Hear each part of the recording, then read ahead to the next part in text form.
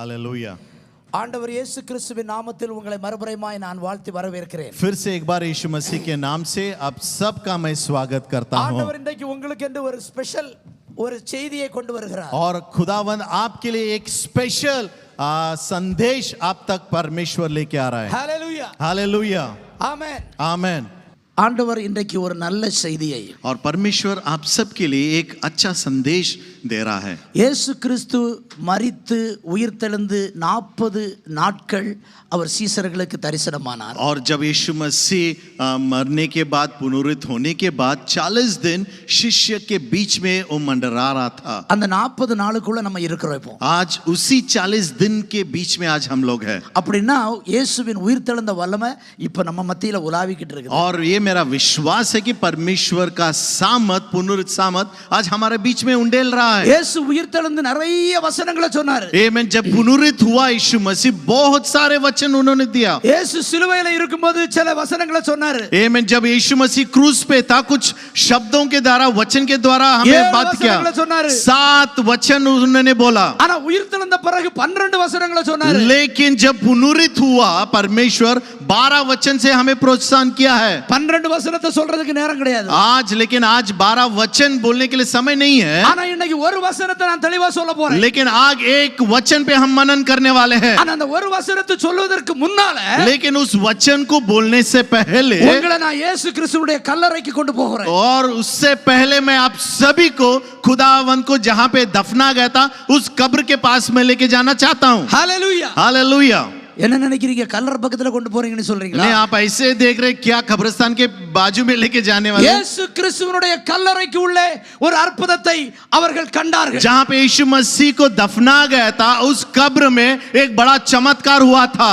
எத்தனை பேர் இயேசு கிறிஸ்து கல்லறை இஸ்ரவேலுக்கு போயிருக்கீங்க? कितने लोग इजराइल गए जाके कब्र देखे? कोई है? नहीं है, जल्दी से जाएंगे। आमीन बोलेंगे। पासबान तैयार कर रहे हैं।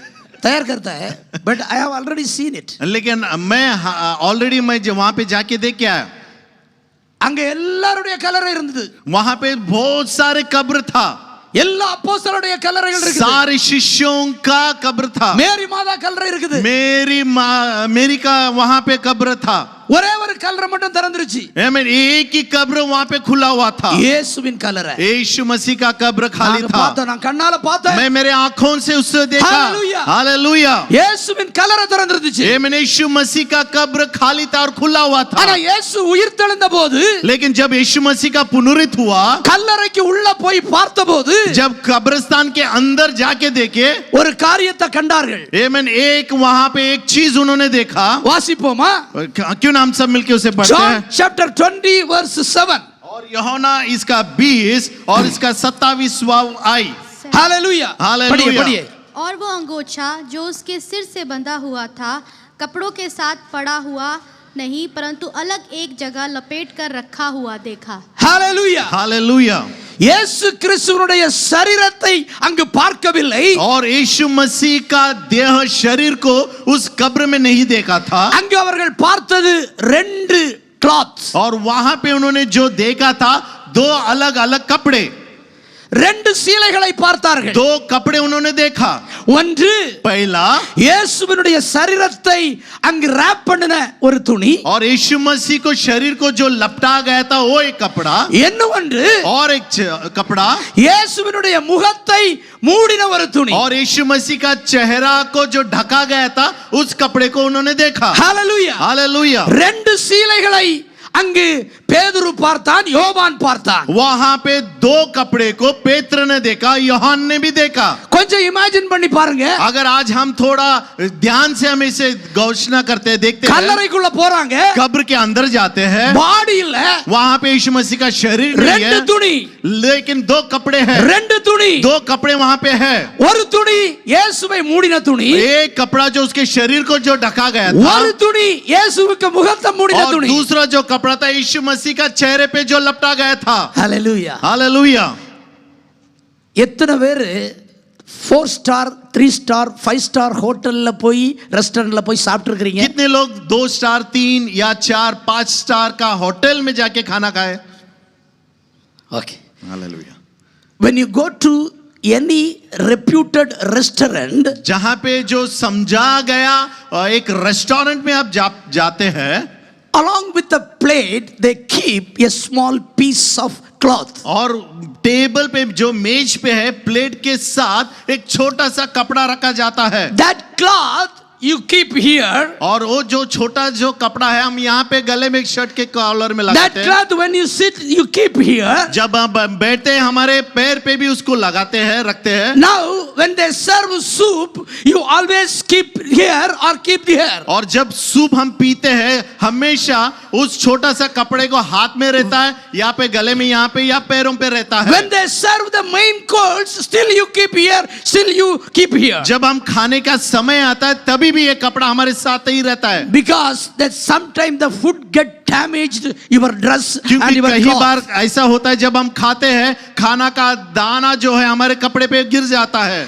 When that cloth, और जो कपड़ा है, suppose if you are eating or drinking the soup, Oh. suppose you fold this cloth like this, if you keep it in the desk, और जब भी हम सूप पी रहे या खाना कर रहे हैं, जब जो भी गिरता है उसको हम पोंछ के बाद इसी तरह कपड़े को निचोड़ के जब हम if टेबल you पे keep रखते it in हैं, your desk like this, और जब हम टेबल पे इस तरह से रख जाते हैं, when you keep your food plate in the desk, और जो मेज पे जो प्लेट को हम इस तरह से रखते हैं, the person who is serving the food, he understood that you have done और your जो food. वेटर है, जहाँ पे जो स्टीवर्ड है, उसको समझ में आ जाता है कि आपका खाना खत्म हो गया, आप खाना खा के खत्म हो चुका है. After taking the food, और खाने के बाद still you are keeping this cloth like a folded in your desk. और उसके बाद खाने के बाद भी वो छोटा सा कपड़ा को फोल्ड करके हम उस मेज पे रखते हैं. He will still come and ask, sir, do you want more? Do और you want more? वापस वो वेटर आके आपसे पूछे और आपको कुछ चाहिए, कुछ ऑर्डर करना है How आपके many लिए. of you experience कितने लोग इस अनुभव में गए हैं.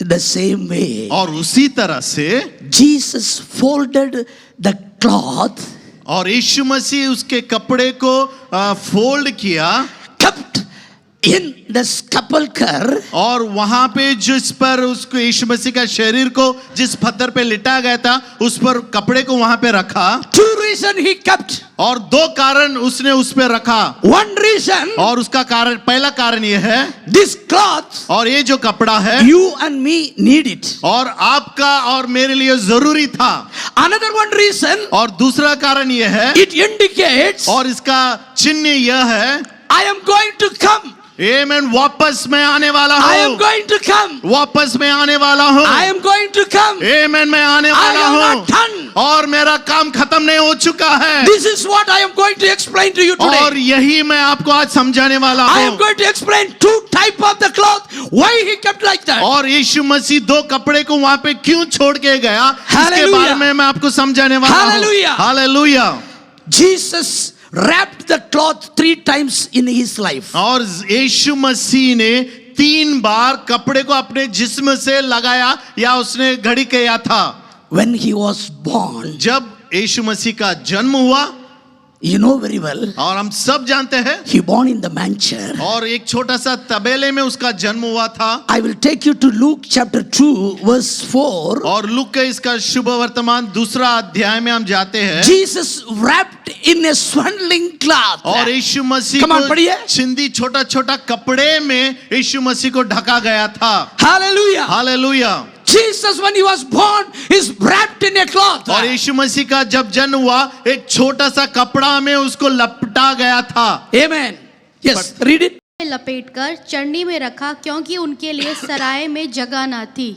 He unwrapped him in swaddling cloth. और यीशु मसीह को कपड़े में लपटा के चरनी में रखा गया था. Hallelujah. Hallelujah. First time Jesus wrapped in swaddling cloth. पहला बार यीशु मसीह को जो कपड़े से लपटाया गया था वो उसका जन्म जब हुआ था. Second याद रखें. time Jesus himself wrapping a cloth in John chapter 13. और दूसरे बार यीशु मसीह खुद को कपड़े से ढक रहता है. यूहन्ना का इसका Verse 3 and 4. यूहन्ना का 3 अध्याय Hallelujah. 3 और Chapter 4. 13 verse 3 and 4. John chapter 13 verse 3 and 4. यूहन्ना इसका 13वां अध्याय 3 और चौथा आई वचन। यीशु ने ये जानकर हाँ। कि पिता ने सब कुछ मेरे हाथ पे कर दिया है और मैं परमेश्वर के पास से आया हूँ और परमेश्वर के पास जाता हूँ, भोजन पर से उठकर अपने ऊपरी कपड़े उतार दिए और अंगोछा लेकर अपनी कमर बांधी। Hallelujah. Hallelujah. He girded a cloth and he showed the humility to his disciples. और हम सब जानते हैं क्रूस पे जाने से पहले जब सारे शिष्यों को यीशु मसीह ने बटाया था, छोटा सा कपड़ा लेके अपने कमर को बांध के, और उसने क्या दर्शाया था कि नम्र था। He wrapped the cloth himself और छोटा सा अंगोछा लेके खुद को ढका and उसने, started to wash the feet of his disciples. और यीशु मसीह तभी वो छोटा सा कपड़ा अपने कमर पे बांध के show- शिष्यों का पैर धोने के To लिए show शुरू the किया। humbleness that as I am doing, you also do it at the same उसका time. कारण यह था कि नम्रता दिखाने के लिए जैसे जिस तरह से मैं कर रहा हूं आपको भी करना है। Jesus wrapped the cloth himself the second time in Bible. और बाइबल में ये दूसरा बार यीशु मसीह ने कपड़े को अपने पे लपटा गया। Third time, और तीसरे बार when he died, जब यीशु मसीह का देहांत हो गया there was no disciples were there to wrap his body. और वहां पे कोई भी शिष्य नहीं था यीशु मसीह का शरीर को कपड़े से ढकने के लिए। Can you imagine? क्या आप इसको इमेजिन कर सकते हैं, सोच सकते हैं? Suppose you and my die. अगर सोच लेना कि आपका या मेरा देहांत हो जाता है, If nobody of our relatives come and wrap and clean our body, if you are alive, what you will think about अगर that? आप सोचे कि जब हमारा देहांत हो जाता, मर जाते हैं, हमारे कोई रिश्तेदार या करीब का आके हमारे शरीर को धोते हुए या कपड़े लगाने के लिए, निपटाने के लिए कोई नहीं है, सोचो क्या होगा। இயேசு கிறிஸ்து மரித்தபோது அவருடைய சரீரத்தை அங்கே துணியினாலே சுற்றுவதற்கு அவர்களுடைய சீசர்கள் இல்லை. और यीशु मसीह का जब देहांत होगा, शिष्य लोग कोई भी वहां पे नहीं थे यीशु मसीह को कपड़े से लपटने के लिए। இயேசுவினிடத்தில் ஒரு நாள் ராத்திரி வந்து கேள்வி கேட்ட நிக்கதோமு அங்கு இயேசுவினுடைய சரீரத்தை அங்கே எடுத்து அடக்கம் பண்ணுவதற்கு और வருகிறார். एक बार जो निकोडेमस जो प्रश्न पूछा था, वो आके अधिकारों से आके पूछ के यीशु मसीह का शरीर को उसने कब्जा कर लिया। யாருமே தெரியாத அரிமத்தாயா யோசேப்பு என்று சொல்லுகிற அந்தரங்க சீசன் இயேசுவினுடைய சரீரத்தை எடுப்பதற்கு और வருகிறார். हम सब जानते हैं जोसेफ इस अरमतिया ने ये आके अधिकार से मांगकर यीशु मसीह का शरीर को उसने लेके गया। ஒரு சீசன் இயேசுவை காட்டி கொடுத்து விட்டார். एक जो शिष्य है यूदा ने यीशु मसीह को पकड़ा दिया था, ஒரு சீசன் மறுதலித்து விட்டான். और एक शिष्य जो मर गया था மறுதலித்து விட்டான். और भूल गया था, ஒரு சீசன் ரிபியூக் ஹிம். और एक शिष्य जो पेत्र है उसको धिक्कार कर दिया। என்றும் மீதி உள்ளவர்கள் இயேசு கொல்லப்பட்டதை அறிந்து சிதறி ஓடி விட்டார்கள். और अधिक जो बाकी के जो बचे हुए थे, जब यीशु मसीह को मारा गया देख के वो लोग सब भाग गए थे। இயேசு கிறிஸ்துவினுடைய சரீரத்தை அடக்கம் பண்ணுவதற்கு ரெண்டு பேர் வருகிறார்கள். और यीशु मसीह का शरीर को दफनाने के लिए 2 लोग आ रहे थे। ஒன்று நிக்கதேமு, और पहला जो मनुष्य है निकोडेमस, இன்னும் ஒன்று அரிமத்தாய் யோசேப்பு. और यूसुफ अरिमथाई करके ये 2 बंदे लोग आए थे। season. और ये 2 लोग ही आ रहे थे। John chapter 19 verse 39 and 40 what it says. और यूहन्ना उसका 29वां अध्याय 39 और 40 क्या कहता है? निकेदेमुस भी जो पहले यीशु के पास रात को गया था, 50 सेर के लगभग मिला हुआ गंधरस और एलवा ले आया। तब उन्होंने यीशु का शव लिया और यहूदियों के गाड़ने की रीति के अनुसार उसे सुगंध द्रव्य के साथ कफन में लपेटा। आमेन, हालेलुया, हालेलुया। இயேசு கிறிஸ்துவினுடைய கல்லறையில் இருந்த சீலைகளை பற்றி நான் பேசிக் கொண்டிருக்கிறேன். और यीशु मसीह के कब्र में जो कपड़े रखे गए थे उसके बारे में मैं बात कर रहा हूँ। இயேசு கிறிஸ்துவினுடைய கல்லறைக்கு உள்ள நடந்த சம்பவத்தை பற்றி இப்பொழுது நான் பேசிக்கிட்டு यीशु இருக்கிறேன். मसीह का कब्र में जो कार्य हुआ उसके बारे में मैं आपसे बात कर रहा हूँ। रहा हूं। இயேசு கிறிஸ்துவை பார்க்க சென்ற மரியாள், பேதுரு, யோவான் அந்த ரெண்டு சீலைகளை பத்தி பேசிக் கொண்டிருக்கிறேன். और यीशु मसीह को देखने के लिए मरियम, पेत्र और यूहन्ना और दो कपड़े के बारे में मैं आपसे बात कर रहा हूं। ஆனால் யோவான் 19:39-40ல இங்கு ஒரு பொருள் அங்கு வைக்கப்பட்டிருக்கிறது, அதை அங்கே பார்க்க முடியவில்லை. और वहां पे जो रखा गया था यूहन्ना में 29, 39 और 40 में लिखा गया वो हम पढ़ रहे இயேசு கிறிஸ்துவை அடக்கம் பண்ணும்போது ரெண்டு சீலைகள் இருந்தது, அதோடு கூட நிக்கதோமு கொண்டு வந்த 100 பவுண்ட் எடை உள்ள ஸ்பைசஸ் இருந்தது. ஆனா அந்த ஸ்பைசஸ் மிஸ்ஸிங். और जब यीशु मसीह को दफना गया था केवल 2 कपड़े के बारे में हम जानते, लेकिन निकोदेमस उसके साथ उस कुछ और बातें लेके आया था, जैसे कि गंधरस और अलावा जो था वो सारे वहां पे नहीं था, मौजूद नहीं था। Hallelujah hallelujah. அங்கே அந்த ஸ்பைசஸ் காணவில்லை. और वहां पे जो मसाला थे वो नहीं थे। ஸ்பைசஸ் या मसाला மசாலா காணவில்லை. और वहां पे वो नहीं था। You know what is exactly cost of these spices? और इस मसाला का कीमत क्या है आप लोगों को पता है? நான் வந்து அந்த கூகுள்ல போட்டு பார்க்கும்போது और जब मैं इसको गूगल में सर्च किया और देखा 100 pounds this myrrh and frankincense in the spices उடைய cost approximately $200,000. और इस गूगल में जब मैंने देखा गंधरस और जो जो मसाला का कीमत जब देखा 2000 पाउंड इंडियन रुपया 1.8 करोड़. और अब हमारे इंडियन रुपीस में अगर देते 1 करोड़. पाकिस्तान में कितना है?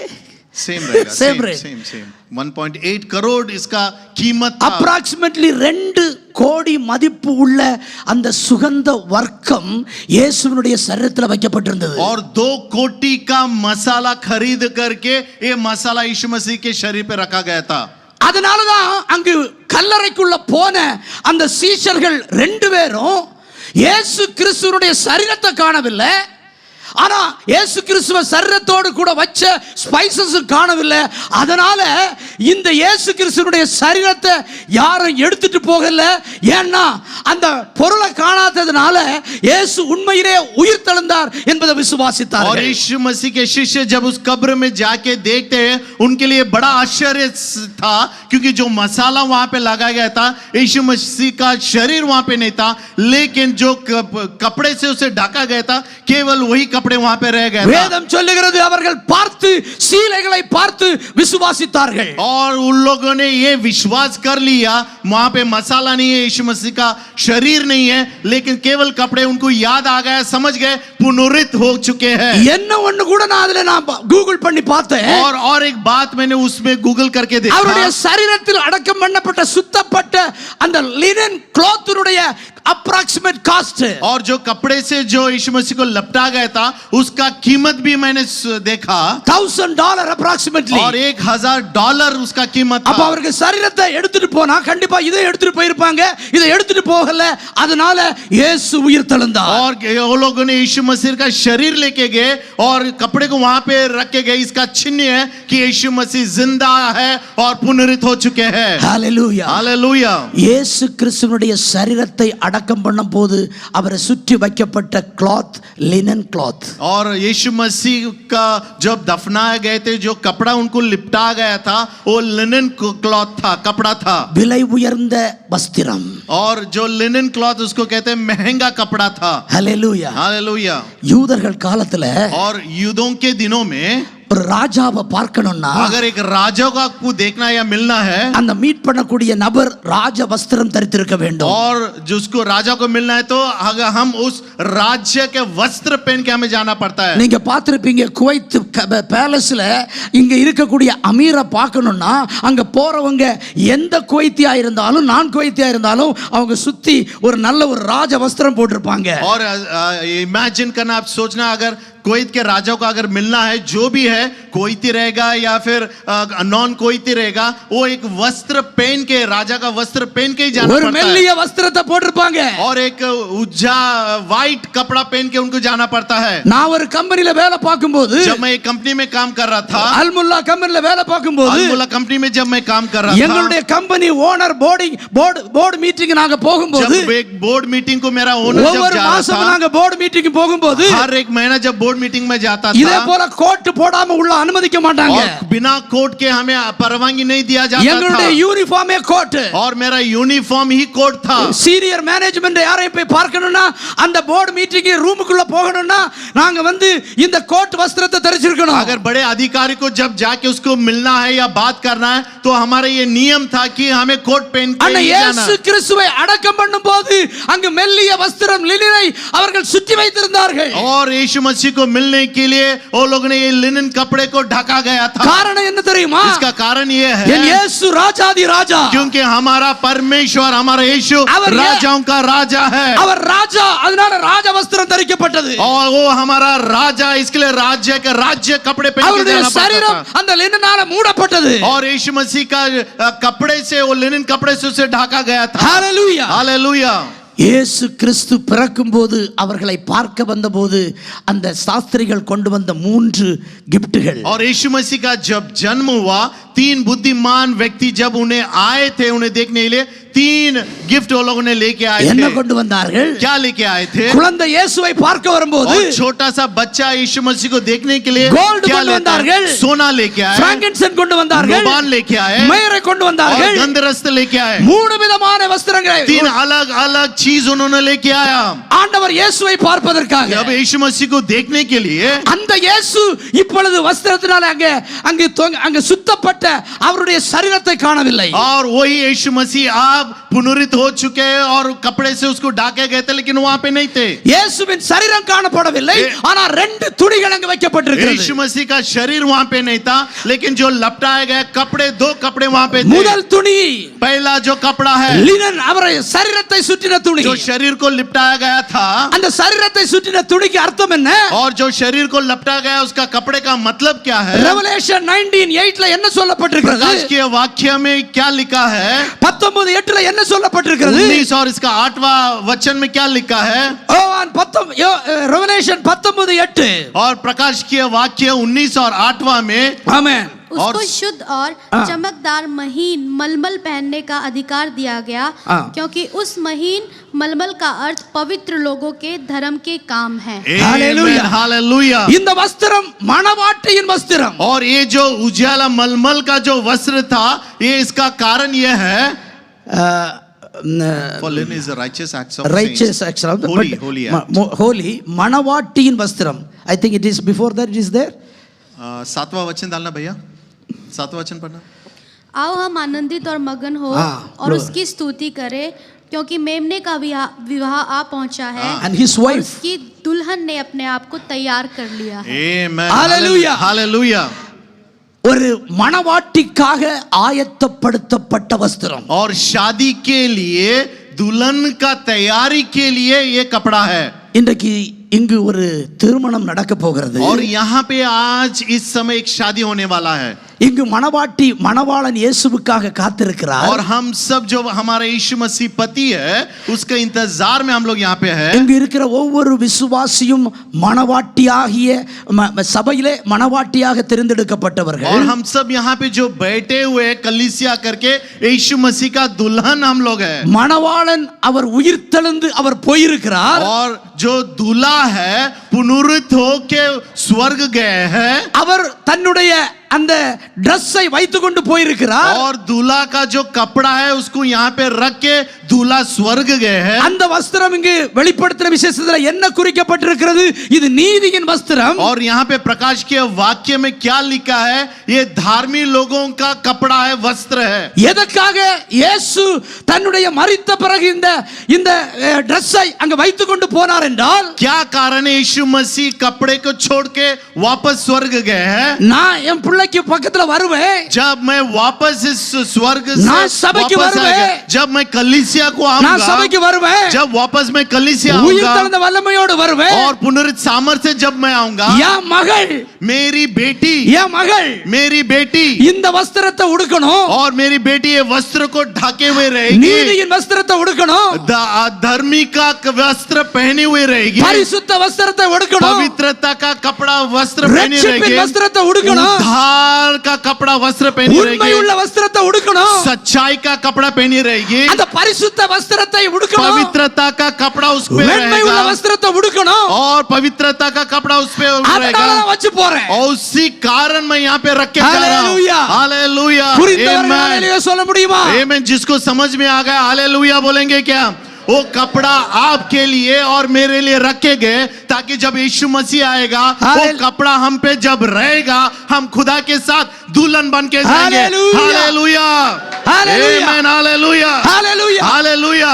இயேசு இந்த வஸ்திரத்தை வைத்துக் கொண்டு போன ஒரே நோக்கம், और यीशु मसीह ये कपड़ा रख के जाने का एक ही कारण है, உன்னையும் என்னையும் அவருடைய வருகையில எடுத்துக்கொள்ளப்படுவதற்கு நீ இந்த வஸ்திரத்தை தரிப்பிக்க வேண்டிய அவசியம் जब உண்டு. यीशु मसीह वापस आएगा, यीशु मसीह धार्मिकता का कपड़ा, पवित्रता का कपड़ा, नर्मता का कपड़ा जब हम पे देखेंगे उसके साथ दूल्हा के साथ दुल्हन बन के हम जाएंगे। Hallelujah, hallelujah. நம்ம மரித்தால், और यीशु मसीह मर चुका थे, நம்ம மரித்தால், और जब हम मरेंगे நாம் மரித்தவருடைய சரீரம் और हमारा मरा हुआ शरीर, இயேசுவுடைய அந்த வருகையில எடுத்துக்கொள்ளப்பட வேண்டும் என்றால், और जब यीशु मसीह आएगा हमारा शरीर अगर उसके साथ जाना है, இந்த வஸ்திரத்தை और ये जो कपड़ा நாம் वस्त्र है தரித்தவர்களானால் और हम जब इसे पहने रहेंगे அவருடைய வருகையிலே और जब वो आएगा நம்முடைய சரீரம் மறுரூபமாக்கப்படும், और हमारा शरीर पुनरुत्थित होगा, நம்முடைய சரீரம் और மறுரூபமாக்கப்பட்டு हमारा शरीर पुनरुत्थित होगा, இயேசுவின் சரீரத்தோடு கூட और இணைக்கப்படும். यीशु मसीह का शरीर के साथ हमारा शरीर हालेलुया। जाएगा। हालेलुया। அதற்காக தான் இயேசு இந்த சீலையை வைத்து और போனார். यही कारण के यीशु मसीह उस वस्त्र को, उस कपड़े को उस कब्र में छोड़ के गए।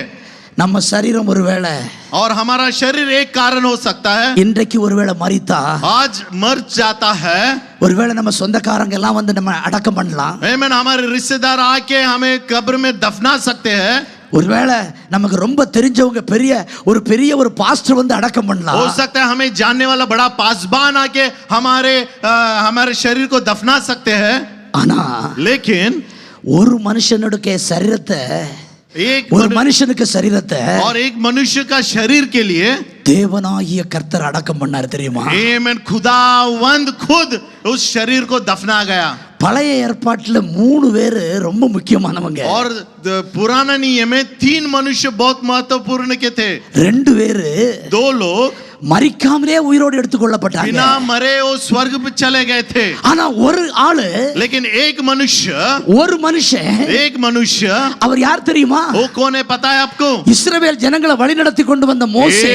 और इजराइल लोगों को उस मिस्र देश से लेके आया हुआ मूसा, அந்த மோசேய और उस मूसा को தேவனாகிய கர்த்தர் அடக்கம் பண்றாரு. खुदावंद खुद उस शरीर को दफनाते हैं। எவ்வளவு பெரிய பாக்கியம்! कितना आशीष की बात है। Hallelujah, hallelujah. ஒருவேளை நம்ம மரிச்சா, ஒருவேளை இந்த குவைத் அமீரோ இல்ல மோடி ஜியோ யாராவது வந்து அடக்கம் பண்ணுவதை காட்டிலும் பிதாவாகிய தேவன் வந்து ஒரு மனுஷனை அடக்கம் பண்ணுகிறது எவ்வளவு பெரிய பாக்கியம்! जरा आप सोच के देखें, जब हम मर जाते है ना, हमारा मोदी साहब हो सकता है या फिर कुवैत का राजा हो सकता है, ये छोड़ के अगर हमारा परमेश्वर हमारे साथ आ रहा है, कितना आशीष की बात है। Deuteronomy chapter 34 verse 6 very clearly says, और व्यवस्था विवरण इसका Deuteronomy 34:6, और व्यवस्था विवरण इसका 36:6, Deuteronomy chapter 34 verse 6. व्यवस्था विवरण इसका 34वां अध्याय 6वां वचन। Amen. Hallelujah. Hallelujah. And he buried him in a valley in the land of Moab, opposite Beth-peor, but no one knows his grave to this day.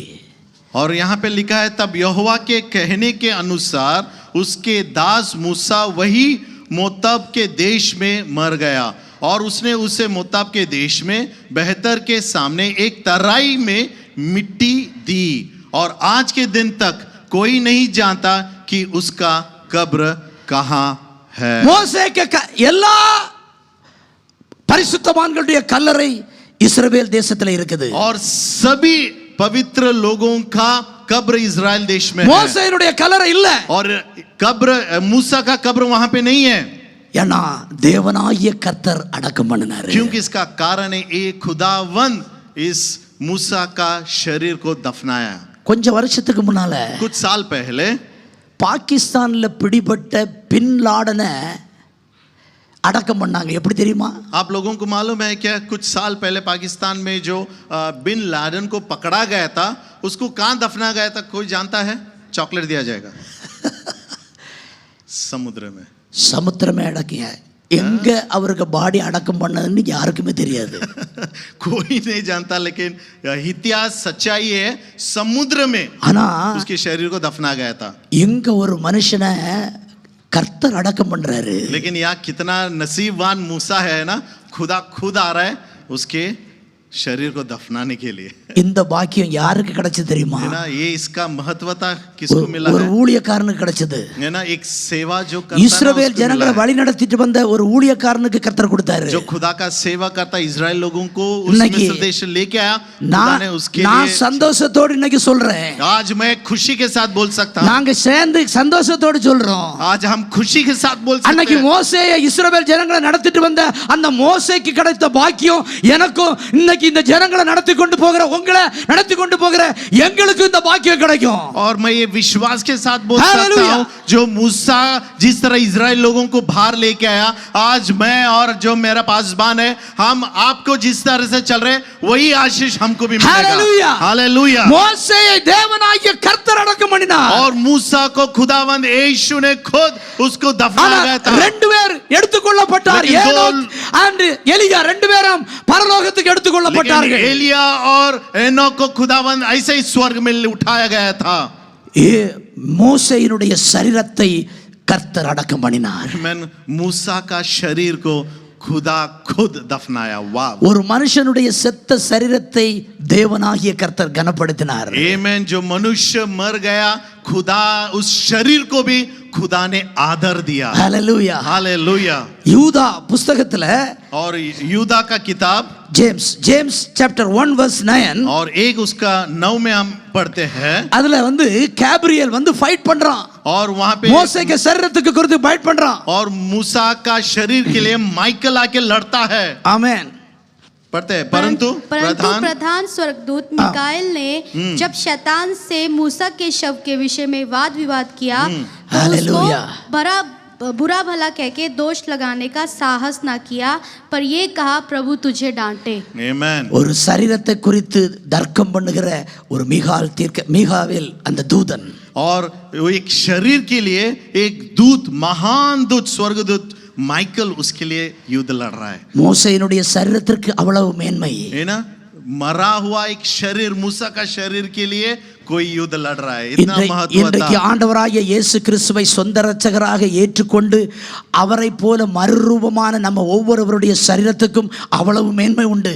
और आज ये कहना चाहता हूं कि आप जो यीशु मसीह को उद्धार करता करके स्वीकार किए, ஒருவேளை आपके लिए आप बहुत महत्वपूर्ण है। ஒருவேளை நம்ம குடும்பத்தில் உள்ளவர்கள் நம்மை பார்த்து சொல்லலாம் இவர் யூஸ்லெஸ் என்று சொல்லலாம். और हो सकता है आपके परिवार बोल सकते हैं ये नाकाम है, कुछ काम का बंदा नहीं है। நம்முடைய நண்பர்கள் சொல்லலாம் இவன் ஒண்ணுக்கு உதவாதவன் என்று சொல்லலாம். हमारा दोस्त बोल सकते हैं कुछ काम का नहीं है। கம்பெனியில் உள்ளவங்க சொல்லலாம் இவருக்கு ஒண்ணும் தெரியாது என்று और சொல்லலாம். कंपनी वाले बोलते हैं इसको ना समझे, कुछ आता ही नहीं ஆனா है। ஒண்ணு சொல்லுகிறேன், लेकिन आज एक कहना चाहता हूं, இயேசுவின் இரத்தத்தினால் கழுவப்பட்டு आमेन, यीशु के लहू के द्वारा शुद्ध किए இயேசு गए கிறிஸ்துவின் இரத்தத்தினால் மீட்கப்பட்டு और यीशु मसीह के लहू के द्वारा छुटकारा पाए गए அவரை விசுவாசித்து और उस पे विश्वास रखे அவரை இரட்சகராக ஏற்றுக்கொண்டு और उसको उद्धार करता करके स्वीकार किया அவருடைய சரீரத்தோடு அடக்கம் பண்ணுகிற ஞானஸ்தானத்துக்கு ஒப்பு கொடுத்து और उसके शरीर के साथ दफनाए गए और हम उसके डूब के बपतिस्मा लिए விசுவாசம் என்கிற நீதியின் வஸ்திரத்தை தரித்து और विश्वास का वस्त्र हम लोगों ने जिस तरह से पहने हुए हैं அவருடைய இரத்தத்தினால் மீட்கப்பட்ட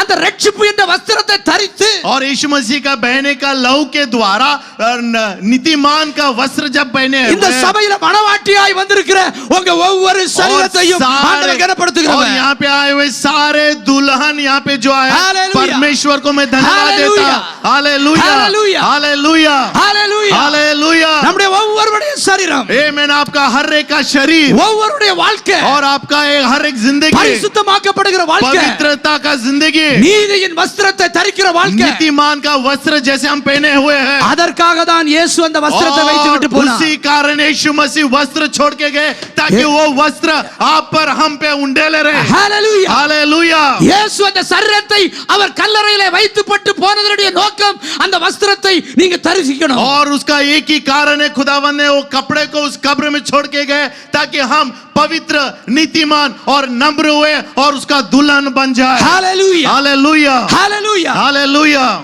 அடுத்ததாக और दूसरा என்ன ஒரு வஸ்திரம் வைக்கப்பட்டிருந்தது और एक वहां पे कपड़ा को रखा गया था படியே ஜான் chapter 20 verse 7 again और यूहन्ना इसका 20वां अध्याय Amen. 7वां वचन हम लोग मिलके पढ़ते हैं ஹalleluya और वहां और वह अंगोछा हाँ। जो उसके सिर से बंधा हुआ था हाँ। कपड़ों के साथ पड़ा हुआ नहीं परंतु अलग एक जगह लपेट कर रखा हुआ था ஹalleluya आमेन हालेलुया ஒரு ஹேண்ட்கர்ச்சிப் हाँ। கொஞ்சம் பக்கத்துல அவர் மடிச்சு வச்சிட்டு போனாரு और वही जगह पे जहाँ पे यीशु मसीह को लिपटाया गया था एक छोटा सा कपड़ा एक रुमाल की तरह उसको फोल्ड करके वहां पे रखा गया था நான் சொன்னேன்ல வந்து 5 ஸ்டார் ஹோட்டல் ரெஸ்டாரன்ட்ல வச்சிட்டு போன கர்ச்சிப் மாதிரி आमेन उसी तरह जैसे मैंने कहा 5 स्टार होटल में छोटा सा नैपकिन जो बोलते हैं जैसा रखा गया था उसी तरह इस तरह रखा गया था அதுக்கு அடையாளம் इसका कारण ये है நான் ஃபினிஷ் பண்ணல और मैंने अभी तक खत्म नहीं என் வேலையை किया நான் ஃபினிஷ் பண்ணல मेरा काम अब तक खत्म नहीं என் हुआ வேலையை நான் ஃபினிஷ் பண்ணல मेरा काम अब तक खत्म नहीं हुआ வருவேன் और मैं वापस आने वाला हूँ உன்னையும் என்னையும் சேர்த்து கொண்டு போவேன் आपको और मुझे लेके जाने के लिए दूल्हा आने वाला है Hallelujah. हालेलुया அதுக்காக இந்த ஹேண்ட் கர்ச்சிப்பை வச்சிட்டு போறேன் और उसी कारण इस कपड़े को मैं रख के जा रहा हूँ இன்னைக்கு இந்த மங்கா ஃபுல் காஸ்பல் சபைக்கு சொல்லுகிற சத்தியம் और इस मंगलफुल गॉस्पेल कलीसिया को सत्य बता रही है இயேசுவின் கல்லறையில இரண்டாவது வைக்கப்பட்ட துணி और दूसरा कपड़ा जो यीशु मसीह के कब्र में रखा गया napkin था और जो छोटा सा नैपकिन का कपड़ा napkin था ஒரு நம்பிக்கை और एक विश्वास இயேசு அவர் வருவார் यीशु आने वाला है என்ன இந்த உலகத்துல விட மாட்டாரு और इस जग में हमें छोड़ने वाला नहीं है ஒருவேளை அது வரைக்கும் நான் உயிரோடு இருந்தா अगर मैं जिंदा भी रहता हूँ இந்த napkin நான் தரிச்சு கொண்டு और इस देश में रहता भी हूँ அவரை போல மாறி और उसके तरह मेरा रूपांतर அவரை होगा போல மறுரூபமாகி उसके तरह रूपांतर அவரை होके போல டிரான்ஸ்ஃபார்ம் ஆகி उसके तरह रूपांतर होके அவரை போல ரிசரக்ஷன் பவர்ல और उसी सामर्थ्य அவரோடு पुनरुत्थित सामर्थ्य में கூட அவரோடு கூட उसके எடுத்துக்கொள்ளப்படுவேன் साथ मैं वापस जाने वाला हूँ அவரோடு கூட எடுத்துக்கொள்ளப்படுவேன் उसके साथ में जाऊंगा Hallelujah. हालेलुया இயேசு உயிர்த்தெழுந்த வந்த பிறகு 3 ஊழியம் செய்தாரு आमीन यीशु मसीह पुनरुत्थित होके वापस आने के बाद इस धरती पे 3 कार्य 3 सेवा उसने किया என்ன செய்தார் தெரியுமா क्या क्या उसने किया पता है இயேசு உயிர்த்தெழுந்த வந்த பிறகு जब यीशु मसीह पुनरुत्थित होके जिंदा होके वापस आए அவர் நேரா போய் பாதாளத்துல ஒரு ஊழியம் செய்தாரு और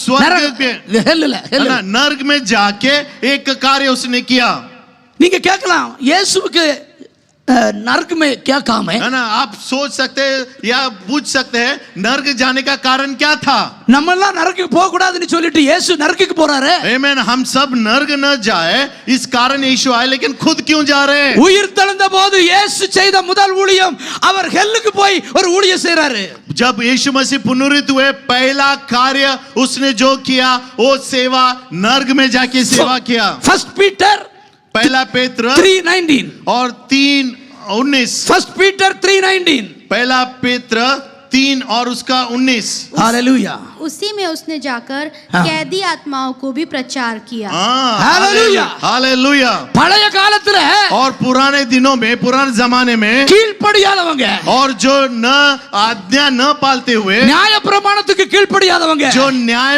के अनुसार जब आज्ञा नहीं पालते थे தேவனுக்கு வார்த்தைக்கு கீழ்ப்படியாதவங்க जो वचन को नहीं सुनते थे நரகத்துல கிடக்குறாங்க वो सारे लोग नर्क में थे அவங்க மேலே ஆண்டவருக்கு கரிசனம் और उन पर परमेश्वर का मोहब्बत आया அங்க போய் சுவிசேஷம் சொல்றாரு. वहां पे सभी कैदियों पे மனம் திரும்பு, மனம் திரும்பு, पश्चाताप कर, மனம் திரும்பு, पश्चाताप कर, पश्चाताप மனம் कर, திரும்பு. पश्चाताप कर, பாதாளத்துக்குள்ள போய் ஊழியம் और செய்றாரு. नर्क में जाके खुदा की सेवा कर रहा है। உயிர் தெழுந்த இயேசுவை பத்தி பேசிட்டு இருக்கிறேன். पुनरुत्थित यीशु मसीह के बारे में मैं உயிர் बात कर தெழுந்த रहा हूं। கல்லறையில இருந்த இரண்டாவது கிளாத்தை பத்தி பேசிட்டு இருக்கிறேன். और पुनरुत्थित होने के बाद उस कब्र में जो दो உயிர் कपड़े தெழுந்த रखे இயேசு गए थे செய்த முதல் उसके ஊழியத்தை बारे में बता முதல் रहा हूं। ஊழியத்தை பேசுறேன். और पहला पुनरुत्थित होने के बाद पहला सेवा के बारे में बात कर रहा हूं। பாதாளத்துக்குள்ள போய் ஊழியம் செய்றாரு. नर्क में जाके वो सेवा कर रहा है। இரண்டாவது ஊழியம், दूसरा सेवा, 40 நாள் அவர் விட்டு போன சீசர்கள் மத்தியில ஊழியம் और செய்தார். 40 दिन शिष्य के बीच में उसने सेवा किया। Acts of Apostles chapter 1 verse 3.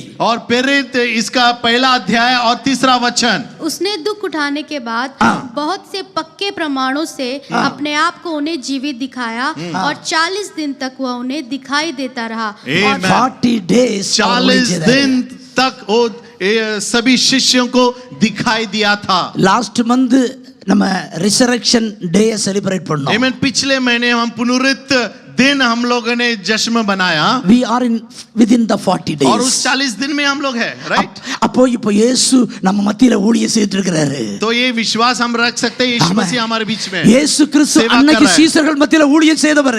और जिस दिन यीशु मसीह शिष्य के बीच में जो कार्य कर रहा था, அவர் மரித்து அதற்கு பிறகு பேசின காரியங்களை நான் இப்ப பேசிக்கிட்டு और இருக்கிறேன். यीशु मसीह मरने के बाद शिष्य के साथ जो बात किया वही बात आपको मैं दोहरा रहा हूं। அப்படினா நேற்றும் இன்றும் என்றும் மாறாத இயேசு இன்னைக்கு நம்ம மத்தியில ஊழியம் செய்துட்டு और இருக்கிறாரு. इसी कारण इब्रानियों में लिखा गया जो कल था आज और हमेशा रहने वाला परमेश्वर आज हमारे बीच में है। மூன்றாவதாக ஆண்டவர் செய்த ஊழியம், और तीसरा सेवा जो यीशु मसीह ने किया, பரலோகத்துல ஒரு ஊழியம் செய்கிறாரு. और स्वर्ग में एक सेवा वो कर रहा है। Roman chapter 8 verse 34. और रोमियो का किताब 8 है उसका 34वां अध्याय।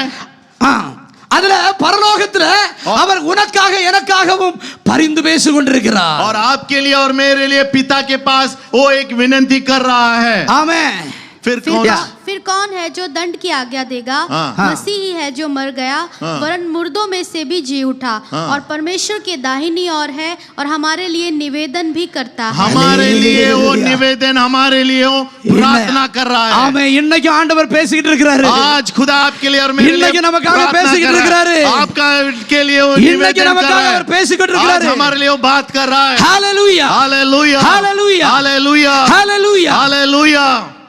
ஆண்டவர் நம்மோடு பேசுகிறவர். खुदा हमसे बात करने वाला परमेश्वर है। இயேசுவின் கல்லறையில் இருந்த 2 சீலைகள், और यीशु मसीह का कब्र में जो 2 कपड़े रखे गए थे उसके बारे में बता रहा हूं। முதல் சீலை அது நீதியின் வஸ்திரம். पहला जो वस्त्र था, जो कपड़ा था, नीतिमान का कपड़ा था। இரண்டாவது அந்த ஸ்மால் நாப்கின் கர்ச்சிப் வந்து தேவனுடைய மகிமையை தருகிற வஸ்திரம். दूसरा जो छोटा सा कपड़ा था, जो नैपकिन रुमाल की तरह छोटा कपड़ा था, यीशु मसीह का आने का चिन्ह। மூன்றாவதாக महिमा का चिन्ह। மூணாவதாக அங்கே மிஸ்ஸிங் ஆன ஸ்பைசஸ். और वहां पे जो मसाला था वो कहां चला गया? அந்த ஸ்பைசஸ் வந்து கர்த்தரை நம்ம மகிமைக்குள்ள எடுத்து செல்லுகிற அது. और वहां पे जो 3 अलग अलग जो मसाले थे वो मसाले महिमा में हमको लेके जाने वाला। ஹalleluya, हालेलुया। ஆண்டவருடைய சரீரத்தை அங்கு பாதுகாக்க வைக்கப்பட்ட இந்த ஸ்பைசஸ். और यीशु मसीह का शरीर को सुरक्षित रखने के लिए मसाला सारे वहां पे थे। 100 ராத்தல் எடை உள்ள வெள்ளை போளம், கருப்போளம். और रात के अंधेरे में सारे वहां पे रखा गया था। வெள்ளை போளம் என்று சொல்கிறது இது கசப்பான காரியத்தை காண்பிக்கிறது. மயிர் और जो गंधरस है इसका मतलब क्या है? गंधरस को वहां पे रखा गया था। அந்த வெள்ளை போளம் மயிர் என்று சொல்கிறது இட் shows the bitterness. और ये कड़वापन दिखाता है। यह गंधरस जो रहा। அடுத்ததாக ஆலோஸ் கரிய போளம் என்பது அது பதப்படுத்துகிறது, அது வந்து ப்ரொடெக்ட் பண்ணுகிறது, அது பிரிசர்வேஷன் பண்ணுகிறது. और जो एल्वा करके दूसरा जो वहां पे मसाला रखा गया था ये सुरक्षित रखने के लिए, प्रिजर्व करने के लिए। மூன்றாவதாக ஸ்பைசஸ் வைக்கப்பட்டது சுகந்த வர்க்கம் என்பது और तीसरा जो सुगंध द्रव्य करके जो रखा गया था, அவருடைய சரீரம் நாற்றம் எடுக்கப்படாதபடி அது வாசனை கொடுக்கக்கூடியது. और उसका शरीर से दुर्गंध न आने के लिए, सुगंधी स्मेल आने के लिए उसको वहां पे रखा गया था. இது மூன்று காரியம் நமக்கு வாழ்க்கையில நாம் இப்படிப்பட்ட காரியங்களை கடந்து வரும்போது நாம் சுகந்த வர்க்கமாக இயேசுவுக்காக வாழ பண்ணுகிறது தான் இதை காண்பிக்கிறது. इन तीन मसाले की तरह हमारे जिंदगी में तीन तरीके से हम लोग गुजरते हैं. जब प्रभु यीशु मसीह आएगा, सारा कड़वापन चला जाएगा, दूसरों के लिए हम आशीष बन के रहेंगे और हमारे जिंदगी में से यीशु मसीह का सुगंध आएगा. இயேசு கிறிஸ்துவினுடைய கல்லறைக்குள் இருந்த இந்த ரெண்டு சீலைகளினுடைய இந்த அர்த்தம் இதுதான். और यीशु मसीह को दफना गया था, वहां पे जो रखा गया दो कपड़े का अर्थ यही है. இந்த ரெண்டு வஸ்திரங்களும் நாம் ஆண்டவர் ஏன் வைத்துவிட்டு போனார் என்றால் நீங்களும் நானும் அதை பயன்படுத்தும்படி அவர் வைத்துவிட்டு போனார். इसका कारण ये रखे गया था कि परमेश्वर जब आएगा हम पवित्रता का और महिमा में उसके साथ जाएंगे. அடுத்ததாக ஒரு சத்தியத்தை உங்களுக்கு சொல்ல ஆசைப்படுகிறேன். और एक सत्य आपको बताने के लिए मैं இயேசு खुश கிறிஸ்து உயிர்த்தெழுந்து வந்த பிறகு அவர் ஒரே ஒரு வார்த்தை சொன்னார். और यीशु मसीह पुनरुत्थित होके आने के बाद एक ही शब्द उसने कहा. இது என்னுடைய அஜெண்டாவுல இல்ல, ஆனா நான் இப்ப சொல்றேன். लेकिन ये आज मेरा संदेश में नहीं है, लेकिन मैं நான் बताना சகோதரனுக்கு चाहता हूं. அனுப்பல, ஆனா நான் ஆவியினால் உந்தப்பட்டவனாக சொல்றேன். आज ये बात मैंने भाई को नहीं बताया, लेकिन पवित्र आत्मा मुझे चला रहा है, इसके लिए आपके लिए प्रोत्साहन कर रहा हूं. Can you come with me Matthew chapter 28 verse 10? और मत्ती इसका 28वां अध्याय में हम आते हैं. இயேசு உயிர்த்தெழுந்து வந்த பிறகு சொன்ன ஒரு வார்த்தை. यीशु मसीह पुनरुत्थित होके आने के बाद एक बड़ा संदेश परमेश्वर ने दिया. இயேசு மரித்தது கபாலஸ்தலம் இருக்கிற இடம் எருசலேம். और जहां पे यीशु मसीह मरा वो यरूशलेम में था. ஆனா இந்த வசனத்துல இயேசு என்ன சொல்றார் என்றால், लेकिन इस वचन में यीशु मसीह पढ़िए. क्या कहता है? तब यीशु ने उनसे कहा, मत डरो, मेरे भाइयों से जाकर कहो कि गलील को चले जाए, वहां मुझे देखेंगे.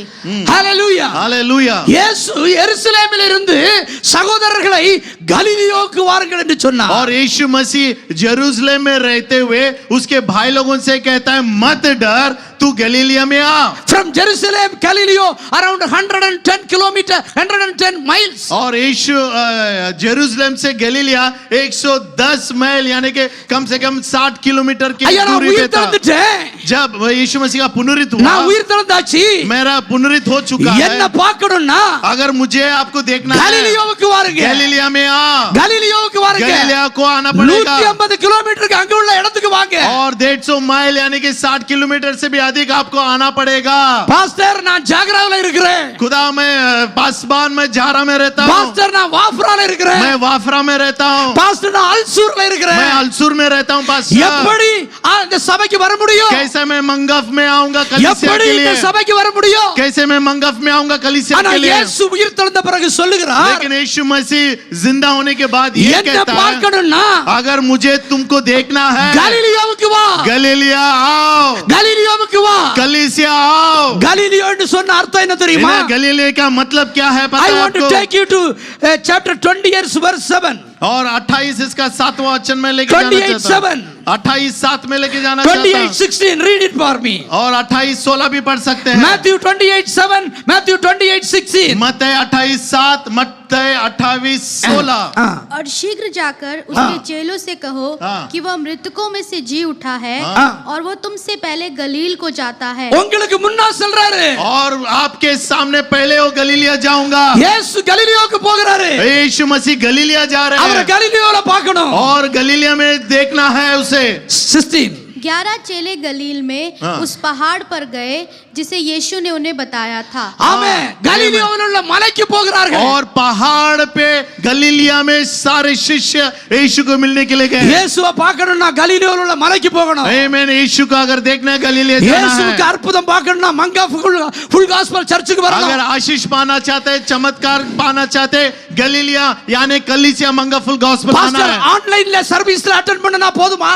बहुत सारे लोग बोलते हैं खुदा मैं ऑनलाइन देख रहा हूँ. வாட்ஸ்அப்ல ஜெபம் பண்ணா போதுமா? व्हाट्सएप में प्रार्थना किया तो चल जाएगा क्या? வீட்ல இருந்து ஜெபம் பண்ணா போதுமா? घर में बैठ के प्रार्थना किया तो चलेगा? இயேசு உயிர்த்தெழுந்த வந்த பிறகு சொன்னது, और यीशु मसीह जिंदा होने के बाद ये Come to कहा, Galilee. आमीन. गलीलिया Come to आओ. Galilee. गलीलिया आओ. நீ கலிலியோவுக்கு வா. आमीन. गलीलिया आओ. உயிர்த்தெழுந்த இயேசுவை பார்க்கணும்னா अगर जिंदा परमेश्वर को देखना है, கலிலியாவுக்கு வரணும். गलीलिया को आना है. என்ன? What is the importance of Galilee? इन्हें गलीलिया का महत्वपूर्णता क्या है? Isaiah chapter 9 verse 1-2. और यशायाह इसका 9वां अध्याय 1 और 2. கலிலியாவுடைய முக்கியத்துவம் என்னது? और गलीलिया का महत्वता क्या है? What is the meaning of Galilee? आमेन. गलीलिया का महत्व And क्या what is है? the importance of Galilee? और महत्वपूर्णता क्या है? पढ़िए. तो भी संकट भरा अंधकार जाता रहेगा। हाँ। पहले तो उसने जुबलून और नप्ताली के देशों का अपमान किया, परंतु अंतिम दिनों में ताल की और यर्दन के पार की अन्य जातियों के गलील को महिमा देगा। जो लोग अंधेरे में चल रहे थे उन्होंने बड़ा उजाला देखा। हालेलुया.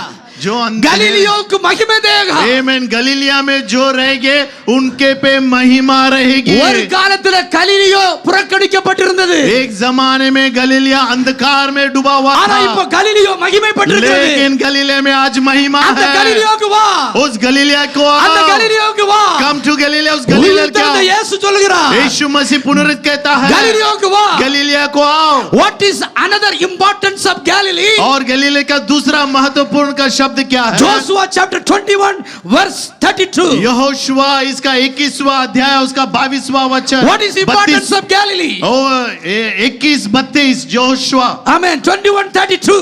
यहोशुआ इसका 21 और 32. Amen. आमेन. नप्ताली के गोत्र के भाग में से अपनी अपनी चराइयों समेत खूनी के शरण नगर गलील का कदेश, फिर हेतोम दोर और करतान, ये 3 नगर दिए गए। Hallelujah. हालेलुया. 31. हेलकात और रहोब, ये 4 नगर दिए गए। 31 Display please. 31. डालना भैया. 31. Helkath with his common land and Rehab with his common land, 4 cities. What is the meaning of Adakkalapattanam in Tamil? Amen. दफना Refuge, the city of refuge. refuge यानी कि Galilee is a city of refuge. जो कैदी है उनको वहां पे जो रखा गया था, सिटी ऑफ रेफ्यूज.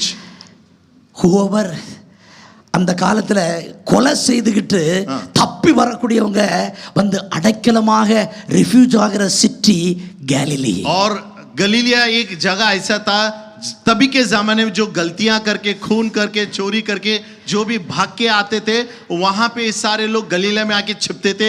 कैदी लोग बोल सकते हैं. God is seeing this church as a Galilee. और खुदा इस कलीसिया को गलीली करके देख रहा है. எங்கேயோ சுத்திட்டு இருந்த நம்மளை அடைக்கலப்பட்டணமாய் கொண்டு வந்து நிறுத்தினவர். जहां हम सारे फंसे हुए थे दुनिया में, खुदा आपको आज इस महिमा में लेके आया है. Next one, what is the importance of Galilee? गलीली का दूसरा मतलब क्या है?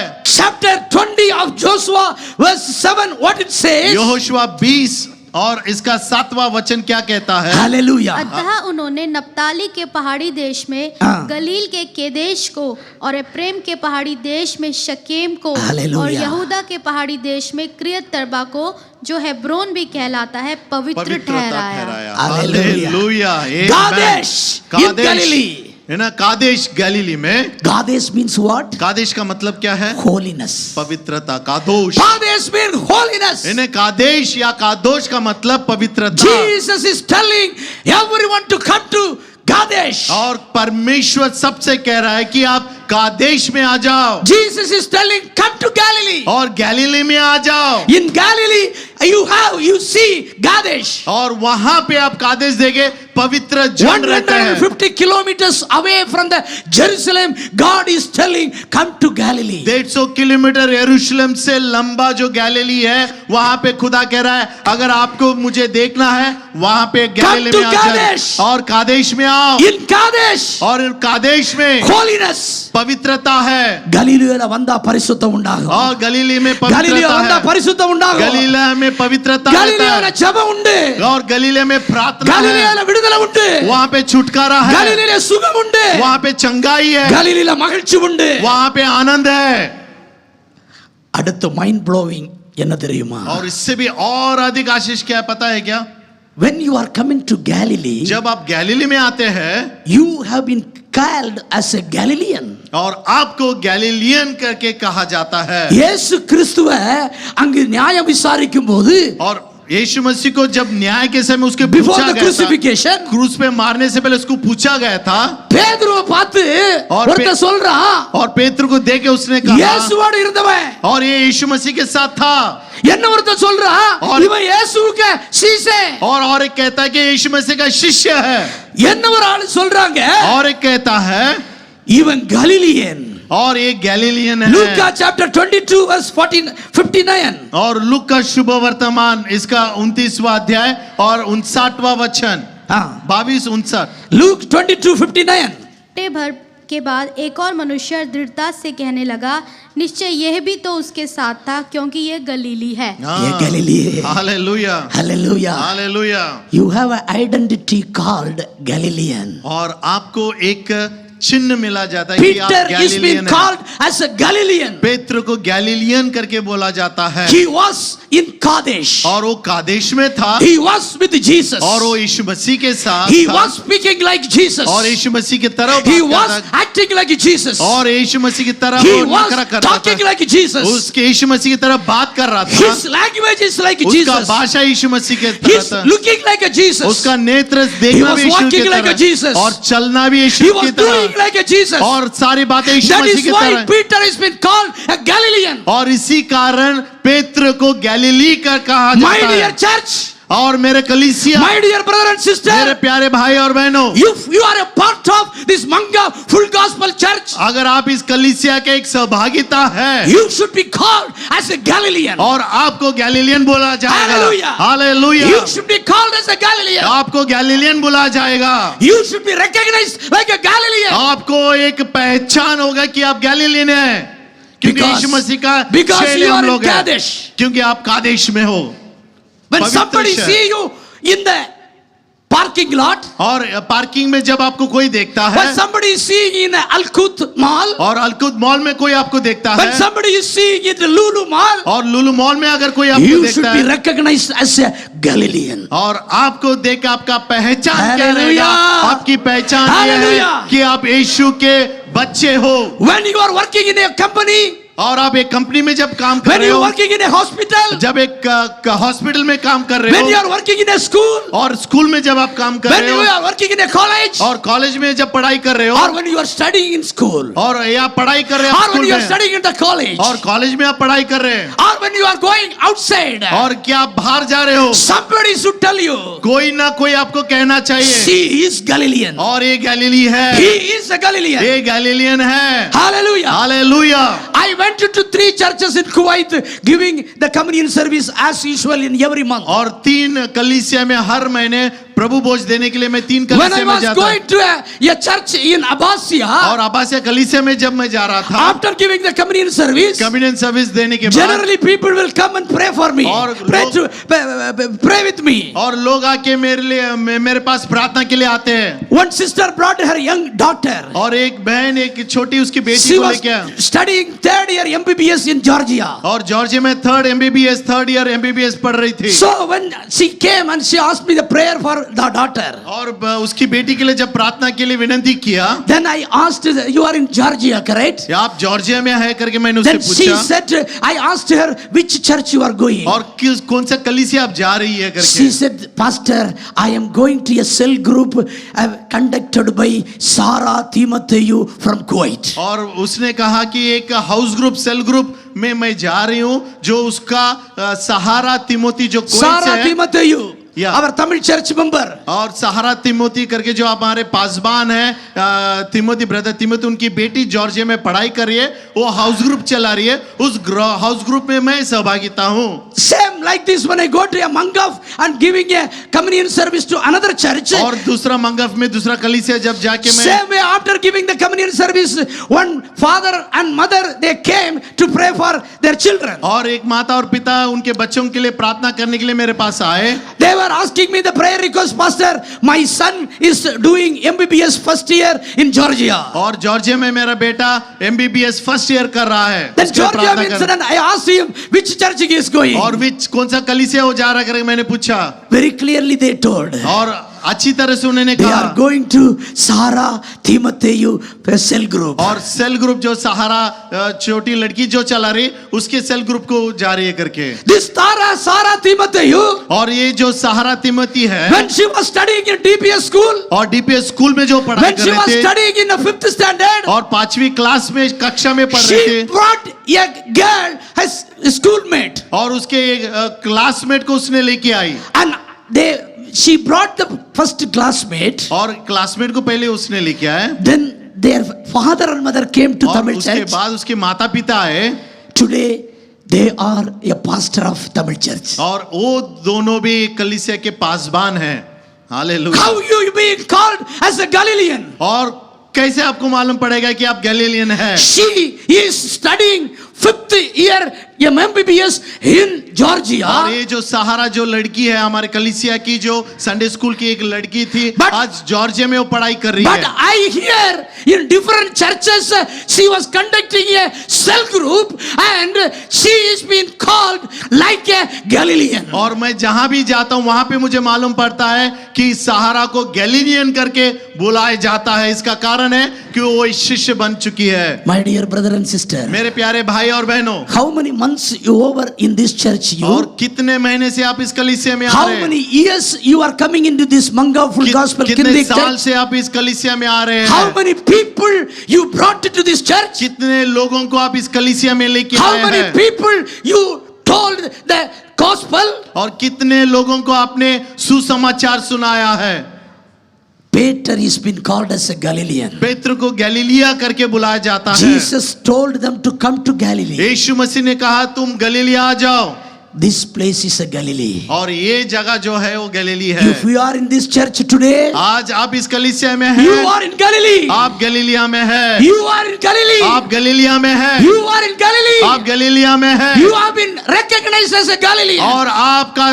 पहचान I गलीलियन am करके है talking to you the word of God which is given by Jesus himself after his resurrection. और यीशु मसीह पुनरुत्थित होने के बाद खुद कहता है कि मैं गलीलियन हूँ Hallelujah. Hallelujah I am going to close this. और इस message. समय मैं बंद करना चाहता हूँ There are two subjects I have spoken today. आज दो विषय पे मैंने बात किया One is एक जो है I was describing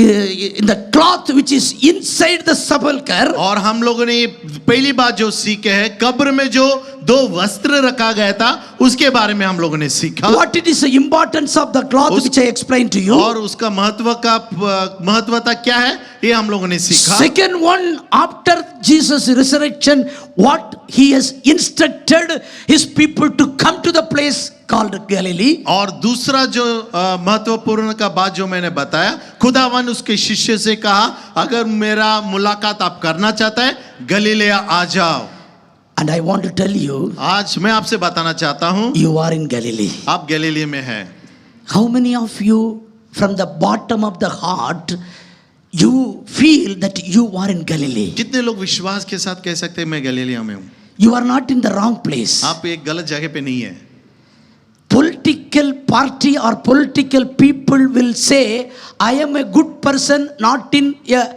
wrong party. ये मैं पॉलिटिशियंस जो है नेतागिरी जो है मैं एक सही जगह पे है लेकिन गलत लोगों के साथ नहीं है I think nobody is watching the news. News नहीं देखते हैं Our sisters are very religious. Religious You don't watch the news.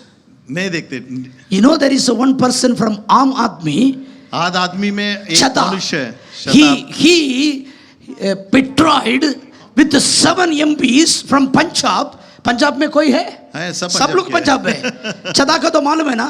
चड्डा पता है सुना है उसका न्यूज़ मालूम है ना छदा क्या बोलते? छदा क्या बोला? छदा क्या बोला? I am a good person in the wrong party. मैं एक अच्छा मनुष्य है लेकिन गलत पार्टी में हूँ नहीं सुना मालूम नहीं देखना जाके देखना It seems nobody is watching the news. नहीं न्यूज़ नहीं रील्स देखते हैं हम हम लोग लोग सही है ना Now I want to tell you, you have to see the news, है ना which news is very important because you need to pray for this. 7 MPs from Punjab, the Punjab people selected. I have not speaking in the political here, but I wanted to tell you, 7 people chosen the MPs from Punjab to go to the parliament to speak for their state, but now all the 7 people in the another party. ये मैंने 7 लोग चुने गए थे parliament में जाके बात करने के लिए, लेकिन 7 लोग सब विभाजित हो चुके But हैं। this fellow is telling, लेकिन ये जो बंदा है वो कहता है I am a good person मैं एक बहुत अच्छा मनुष्य in हूँ, wrong party. लेकिन एक गलत पार्टी में हूँ। But I am telling you, लेकिन मैं आज आपसे कहना चाहता हूँ you are in good place. आप एक सही जगह पे हैं, You are in Galilee. सही लोगों के साथ You हैं। are in Galilee. हालेलुया, आप You गलीले are in में a हैं। Manga Full Gospel Church. आप मंगलफुल गॉस्पेल कलीसिया You में are in हैं, correct place. आप सही जगह पे हैं। You are in wrong place, not in wrong place. आप एक गलत जगह में नहीं है, You are not in the wrong place, my आप dear. लोग गलत जगह पे नहीं है। Because God is planted you in a perfect place. और ये हमारा विश्वास है, खुदा आपको एक सही जगह पे God रखा is है। planted you in the correct authority. और एक सही अधिकार में खुदा ने आपको रखा Come on, let है। us put our hands together.